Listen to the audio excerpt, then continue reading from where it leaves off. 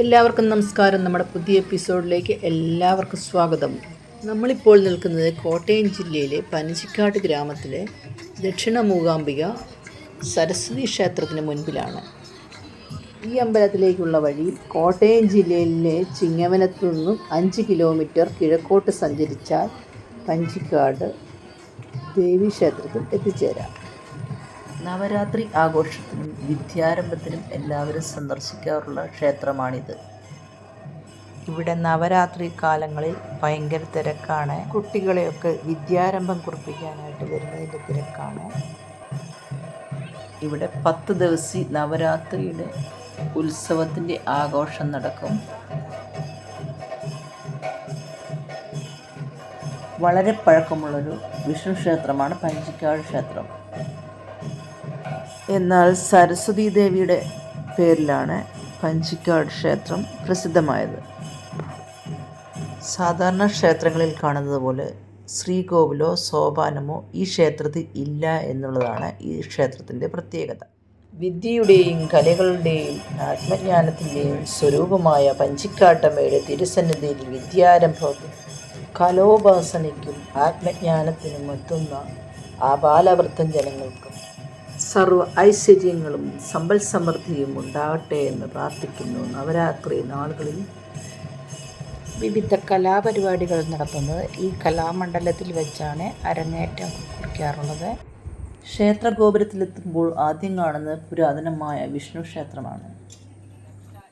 അതിന് തൊട്ടു തെക്ക് താഴെ ഒരു സരസിൻ്റെ മധ്യത്തിലാണ് സരസ്വതി ദേവി സ്ഥിതി ചെയ്യുന്നത്. ഈ കുളവും അതിനു ചുറ്റുമുള്ള വള്ളിപ്പടർപ്പുകളും മാത്രമാണ് ഇവിടെയുള്ളത്. മൂലവിഗ്രഹം കുടികൊള്ളുന്നത് ഈ വള്ളിപ്പടർപ്പിലാണ്. ആണെങ്കിലും പൂജകളും മറ്റു കർമ്മങ്ങളും നടത്തുന്നത് ഈ വിഗ്രഹത്തിന് എതിരെ സ്ഥാപിച്ചിട്ടുള്ള പ്രതി വിഗ്രഹത്തിലാണ്. സരസ്വതിയുടെ വിഗ്രഹത്തെ പൊതിഞ്ഞു നിൽക്കുന്ന വള്ളിപ്പടർപ്പ് മെറ്റെങ്ങും വളരാത്ത സരസ്വതി ലതയാണ് എന്നാണ് വിശ്വാസം. ഇവിടുത്തെ ഈ വള്ളിപ്പടർപ്പും നീരുറവയും ദിവ്യമാണെന്നാണ് വിശ്വാസം. പൂജയ്ക്കും മറ്റ് ആവശ്യങ്ങൾക്കുമുള്ള വെള്ളം ഈ കുളത്തിൽ നിന്നുമാണ് എടുക്കുന്നത്. ഈ കുളത്തിലെ വെള്ളം ഒരിക്കലും പറ്റാറില്ല.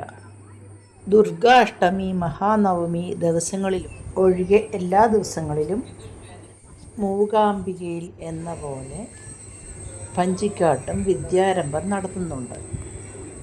വിജയദശമി നാളിൽ നിരവധി കുരുന്നുകളാണ് ഇവിടെ ആദ്യാക്ഷരം കുറിക്കാനായിട്ട് എത്തുന്നത്. അതുപോലെ തന്നെ ജാതി മതഭേദമന്യേ എല്ലാ ആളുകളും എത്തിച്ചേരുന്നു എന്നുള്ളത് ഈ ക്ഷേത്രത്തിൻ്റെ ഒരു സവിശേഷതയാണ്. സരസ്വതി പൂജയ്ക്ക് പ്രശസ്തമാണ് ഈ ക്ഷേത്രം.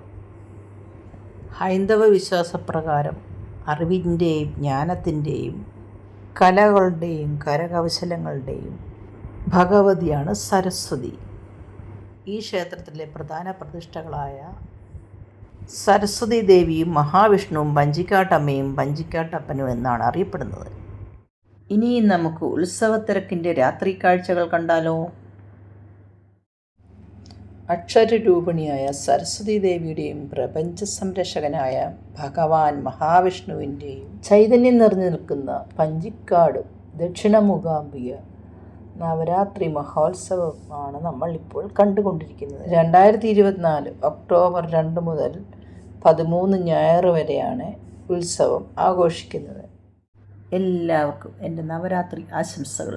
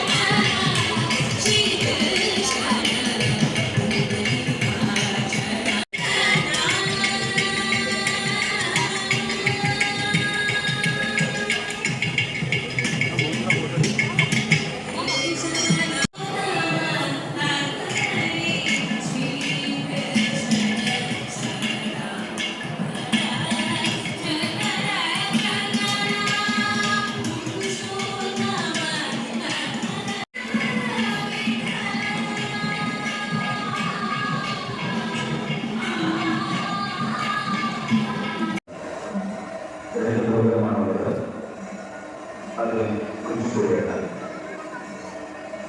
കുട്ടികളെ അവതരിപ്പിക്കുന്നത് നാരങ്ങി അഞ്ജന ആനന്ദാണ്.